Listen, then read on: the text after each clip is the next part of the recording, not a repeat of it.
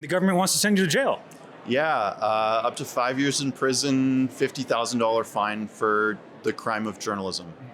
Until I woke up that morning and received that letter, I would never have thought that Canada had fallen this much. The only advice I can give Canadians, having seen what happens at the end stage, the very dying breaths of democracy, is that you need to start way ahead of when you think your rights are being trampled.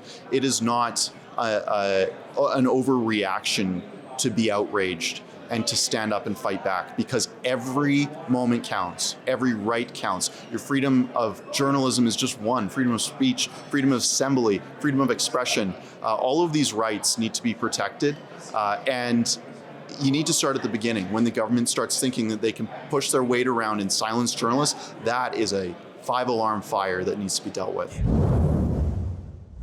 Sydney Fizzard for Rebel News here in Calgary, Alberta for the Canada Strong and Free Network. We spoke to a journalist here in Canada who's being threatened with years of jail time for reporting on the election, specifically reporting on the actions of a Liberal candidate who was attempting to run to be a member of Parliament in Calgary.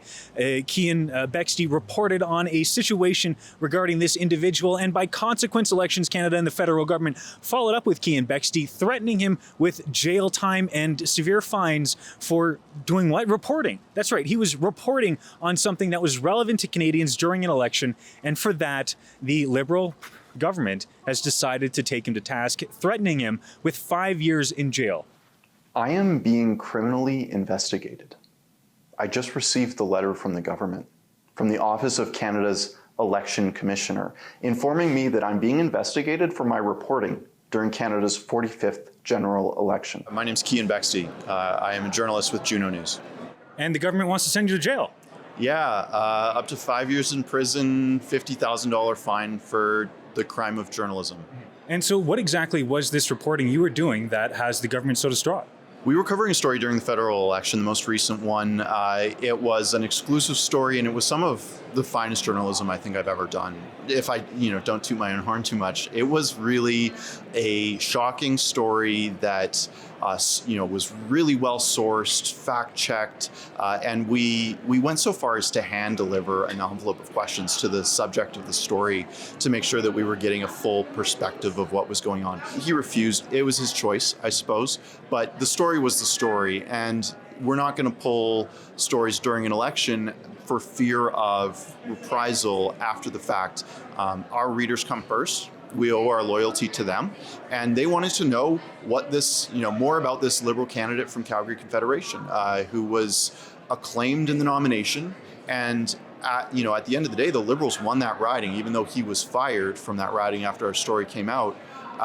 The Liberals won that riding, so he would have been a federal MP, one of the 340 odd board members of a G7 country. It's a big deal to make sure that these guys face the scrutiny of the media and have their, and are analyzed, right? So we published a story that was really in the public interest, really fair. I'm not going to rehash the details of it, but it was important to publish, crucially in the public interest, and the results spoke for themselves. And now the government is coming after the fact saying, during an election, you can't do that, specifically during an election, which is outrageous, right? Like imagine this.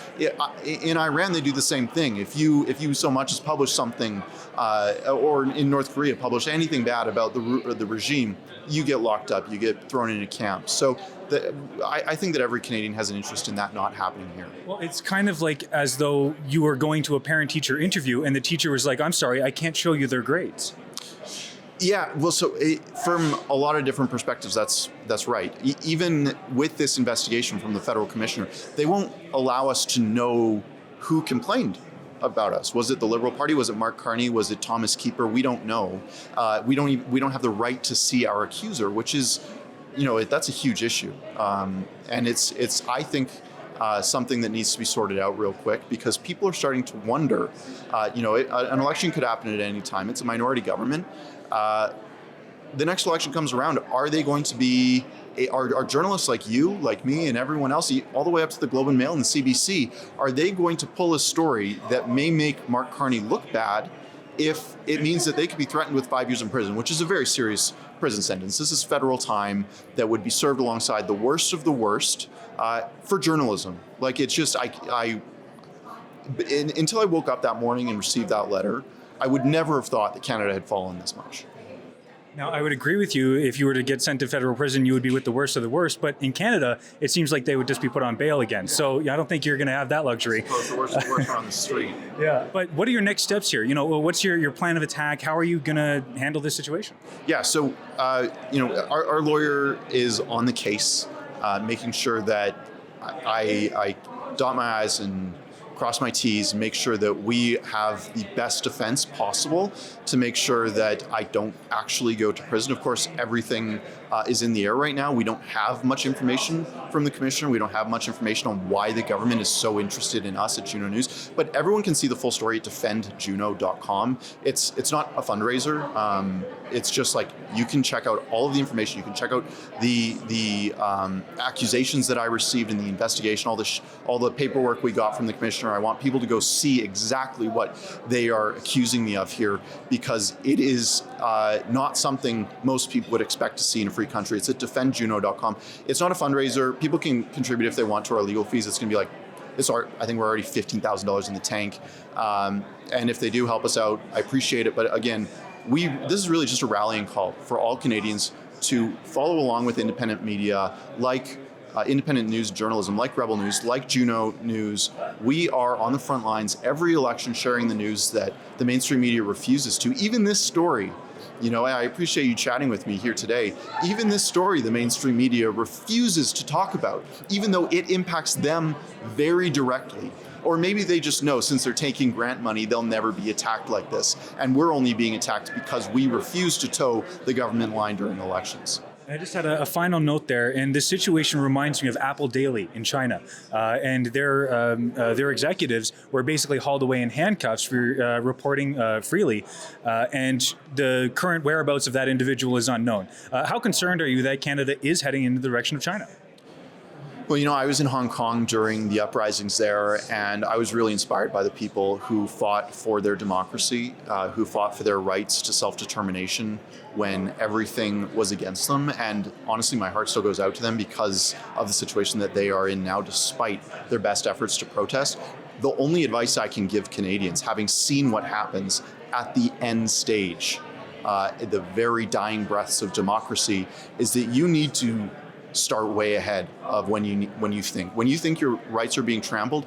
It is not an overreaction to be outraged and to stand up and fight back, because every moment counts, every right counts. Your freedom of journalism is just one: freedom of speech, freedom of assembly, freedom of expression. All of these rights need to be protected, and you need to start at the beginning. When the government starts thinking that they can push their weight around and silence journalists, that is a 5-alarm fire that needs to be dealt with. Let me know in the comments, how do you feel about the fact the federal government is trying to send journalists into prison for asking and revealing information about Liberal candidates? For Rebel News, I'm Sydney Fizzard.